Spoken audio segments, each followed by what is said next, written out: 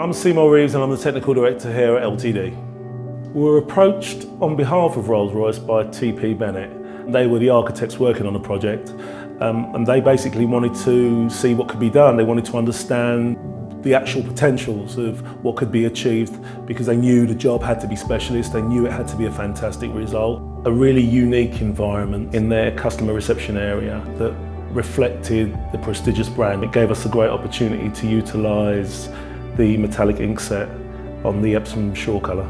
It felt that we could bring to their customer base the feel that they were in an environment specific to Rolls-Royce, and we had the machinery and the know-how to do it.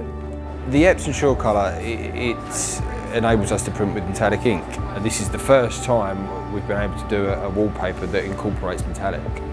Before, it may have been possible with the right kind of vinyls. We'd never done it. I don't know if we'd be confident doing it because I don't know if it would actually last. But then on the Epson SureColor, we then created some effects just with a single print onto one substrate. With the metallics and the white inks on the printer, we can now create gradients, white gradients, mixes of both, coloured metallic gradients.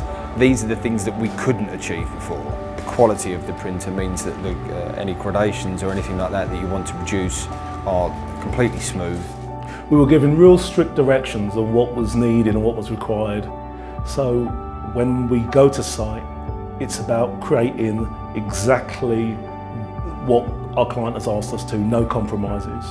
These are panels that are flowing across in some places 15 metres with a continuous graphic, so you need to know that they're all going to come out and look exactly the same. This is what they went for, this is what they want from us. We're now able to produce samples that has started to win us new business.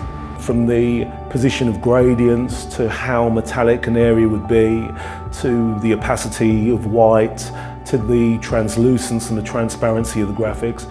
And we had to really work to push ourselves to achieve this. But they were absolutely blown away by the result. They loved what we did.